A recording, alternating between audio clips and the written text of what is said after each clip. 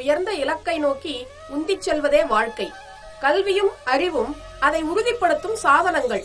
அந்த சாதனங்களை நுட்பப்படுத்தி தருவதில் வல்லவை எவை? அரசு பள்ளிகளா அல்லது சுயநிதி பள்ளிகளா? இந்த வினாவை இப்படியும் கேட்கலாம். தனியார் பள்ளியில் படித்தால்தான் உயர்ந்த இலக்குகளை அடைய முடியுமா? அரசு பள்ளிகளில் படித்தல் என்பது வறுமையின் அடையாளமா? இந்த இரண்டிற்குமான ஒரே பதில் இல்லை என்பதே. இருவகை பள்ளிகளுமே சிற்சில சௌகரியங்களையும் அசௌகரியங்களையும் கொண்டுதான் இருக்கின்றன. எனில் ஒரு தனிமனிதனின் வெற்றியை தீர்மானிப்பவர் யார்? யாரெனில் அவரவரின் லட்சியங்களே. அந்த லட்சியத்தை பெற்றோர் விதைத்திருக்கலாம், பள்ளியில் யாரேனும் ஓர் ஆசிரியர் விதைத்திருக்கலாம், படித்த புத்தகம் விதைத்திருக்கலாம், நூலகம் கூட விதைத்திருக்கலாம். பெற்ற அனுபவம், பட்ட அவமானம், கிழிந்த சட்டைகள், காய்ந்த வயிறுகள், பார்த்த சினிமா, இவற்றுள் எவையேனும் ஒன்றிலிருந்து தன் லட்சியத்தை எடுத்துக்கொள்ள கட்டளையிடப்பட்டவனே மனிதன். அந்த நொடியிலிருந்தே அவனது வாழ்நாள் கணக்கில் கொள்ளப்படுகிறது. பதப்படாத விதைகள் முளைப்பதில்லை. அந்த நல் விதையாக தன்னை தயார்படுத்திக் கொண்ட ஒருவன் அரசு பள்ளியிலும் சாதிக்கிறான். அடுத்தவர்களை துன்புறுத்தாமலும் குடும்பத்தினரை வற்புறுத்தாமலும் பொருளாதார விரயத்தை ஊக்குவிக்காமலும் தொடருகின்ற கல்வியே நல்ல கல்வி. புத்தம் புதிய கண்களோடு நித்தம் உலகை பார்க்கிறவர்கள் மற்றவர்கள் காணாததை காண்கிறார்கள். புத்தம் புதிய எழுச்சியோடு நாளும் வாழ்க்கையை ரசிப்பவர்கள் மற்றவர்கள் சாதிக்காததை சாதிக்கிறார்கள். வாழ்க்கைக்கு ஒரு லட்சியம், வாழ்க்கையோடு ஒரு ரசனை, இவைகளை ஒருவன் பெறுவானே ஆனால் வறுமை அவனுக்கு தடையல்ல, அரசு பள்ளி என்பது குறையல்ல. இன்றைய இந்தியாவில் அறிவியல், கல்வி, நிர்வாகம், அரசியல், சினிமா என அனைத்து துறைகளிலும் சிறந்து விளங்கும் பலரும் அரசு பள்ளிகளில் பயின்றவர்களே. அன்று முதல் இன்று வரை அப்பட்டியலில் இடம்பெறுவோரின் எண்ணிக்கை ஒரு நெடுந்தொடர். அவர்களில் கடந்த 10 ஆண்டுகளில் பல்வேறு துறைகளில், பல்வேறு வழிகளில், பல்வேறு நிலைகளை எட்டியுள்ள அரசு பள்ளி மாணவர்கள் பற்றிய ஒரு பார்வை. S. Arumugam.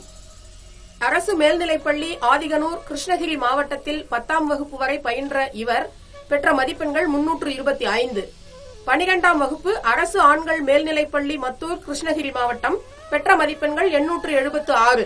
BE ECI Karunya பொறியியல் கல்லூரி கோவையில் முடித்த இவர் அசோசியேட் என்ஜினியராக தற்போது சிடிஎஸ் சாப்ட்வேர் நிறுவனம் சென்னையில் பணிபுரிகிறார். ஐ. கார்த்திகேயன். அரசு மேல்நிலைப்பள்ளி வண்டிபாளையம், கடலூர் மாவட்டம். 10ஆம் வகுப்பில் இவர் பெற்றுள்ள மதிப்பெண்கள் 430.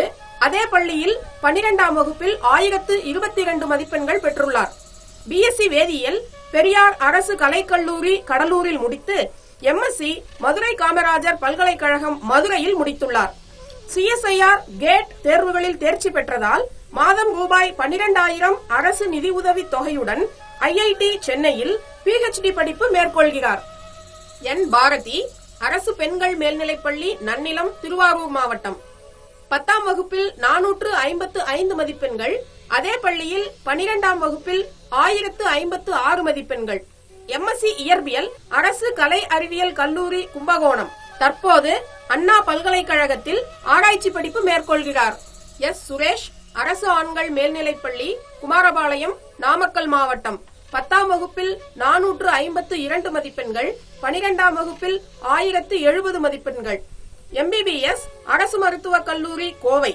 தற்போது புதுதில்லியில் உள்ள அனைத்திந்திய மருத்துவ அறிவியல் கழகம் AIIMS இல் எம்எஸ் அனாட்டமி அதாவது உடற்கூறியல் பயில்கிறார். கே. சதீஷ்குமார். நகராட்சி ஆண்கள் மேல்நிலைப்பள்ளி கரூர். 10ஆம் வகுப்பில் 436 மதிப்பெண்கள். 12ஆம் வகுப்பில் 1066 மதிப்பெண்கள். பிஇ இசிஇ காருண்யா பொறியியல் கல்லூரி கோவை. தற்போது பொறியியலாளராக டாடா கம்யூனிகேஷன்ஸ் சென்னையில். பி. ராமமூர்த்தி. அரசு மேல்நிலைப்பள்ளி நிலக்கோட்டை, திண்டுக்கல் மாவட்டம். 10ஆம் வகுப்பில் 386 மதிப்பெண்கள். 12ஆம் வகுப்பில் 836 மதிப்பெண்கள். பிகாம் மதுரை காமராஜர் பல்கலைக்கழகம், MLIC காந்தி கிராம கிராமிய பல்கலைக்கழகம். தற்போது தலைமை நூலகராக மின்காந்தவியல் ஆராய்ச்சி மையம் சென்னையில். சி. கதிரேசன். அரசு உயர்நிலைப்பள்ளி பழையபாளையம், நாமக்கல் மாவட்டத்தில் 10ஆம் வகுப்பு வரை பயின்று 10ஆம் வகுப்பில் 441 மதிப்பெண்கள் பெற்றுள்ளார். அரசு மேல்நிலைப்பள்ளி தெற்கு நாமக்கல் பள்ளியில் 12ஆம் வகுப்பு படித்துள்ள இவர் 1059 மதிப்பெண்களை பெற்றார். உயர்கல்வி BSc வேளாண் அறிவியல், தமிழ்நாடு அரசு வேளாண்மை பல்கலைக்கழகம் கோவையிலும், MSc வேளாண்மை அறிவியல் பல்கலைக்கழகம் பெங்களூருவிலும் முடித்து PhD திசு வளர்ப்புத்துறை ஆராய்ச்சியாளராக வளர்ந்துள்ளார். தற்போது மத்திய அரசின் கீழ் இயங்கும் CDAC ஹைதராபாத்தில் திசு வளர்ப்பு துறையில் தகவல் தொழில்நுட்பத்துறையின் பங்களிப்பை பயன்படுத்தி சீரிய ஆராய்ச்சி பணி மேற்கொள்கிறார். இவரது ஆராய்ச்சிகள் டாக்டர் APJ அப்துல் கலாம் அவர்களின் பாராட்டுதல்களை பெற்றவை. வீரபத்ரன், அரசு மேல்நிலைப்பள்ளி தெற்கு, நாமக்கல் மாவட்டம். 10ஆம் வகுப்பில் 437 மதிப்பெண்கள், 12ஆம் வகுப்பில் 1028 மதிப்பெண்கள். BCom அண்ணாமலை பல்கலைக்கழகம் அஞ்சல் வழி. சார்ட்டர்ட் அக்கவுண்டன்ட் முடித்துள்ள இவர் MBA சர்வதேச வணிகம் IIFT புதுதில்லியில் முடித்துள்ளார்.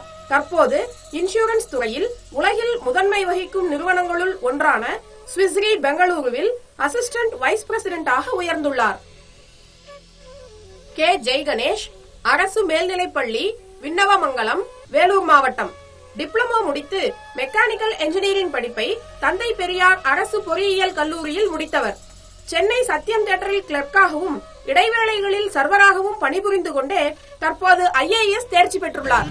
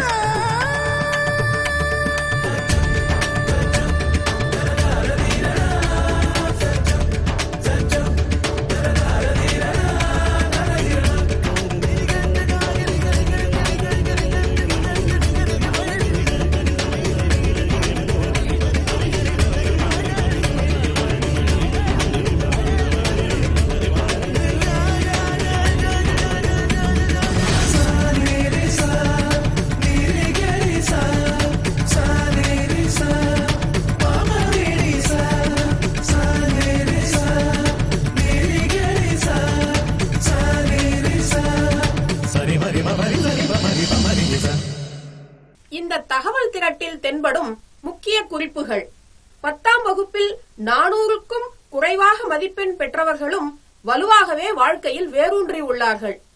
12ஆம் வகுப்பினை முடிக்கும் போதே தொழிற்கல்வி என்ன பயில வேண்டும் என்பதை தீர்மானித்து அது சார்ந்த அடிப்படை பட்டப்படிப்பை தேர்ந்தெடுத்துள்ளது தென்படுகிறது. பட்டய படிப்பின் வழியாக மேற்படிப்பிற்கு பயணித்துள்ள விழிப்புணர்வும் தென்படுகிறது. இது படிப்பின் ஒவ்வொரு நிலையிலும் வாழ்வாதாரத்திற்கான அடிப்படையை தொழிற்கல்வி மூலம் உறுதி செய்தபடியே மிக உயர்ந்த சாதனையை சாதிக்கும் புத்திசாலித்தனம். தபால் வழி கல்வியிலும் தன்னார்வம், தனிமுயற்சி மிகுந்திருந்தால் சாதிக்கலாம். அரசு கலைக்கல்லூரிகளில் பட்டம் படிக்க எந்த கட்டணமும் கிடையாது. அத்தகைய கல்லூரிகளில் பயின்று கடின உழைப்பு, சரியான வழிகாட்டல் மூலம் IIT-யில் ஆய்வு படிப்பு மேற்கொள்வோரும் உண்டு. ஆகவே அன்பிற்குரிய பிள்ளைகளே, என்னவாக ஆக நினைக்கிறாயோ அதுவாகவே ஆகிறாய், அதுவே எண்ணங்களின் மகத்தான சக்தி என்னும் விவேகானந்தரின் வார்த்தைகள் மெய்ப்படுவதை இங்கு நாம் காண்கின்றோம். ஆம், நீங்கள் என்னவாக ஆக விரும்புகிறீர்கள்? இன்று முதல் சிந்தியுங்கள். சீக்கிரமே முடிவெடுத்து அவற்றின் தேவைகளுக்கு உங்களை தயார்படுத்திக் கொள்ளுங்கள்.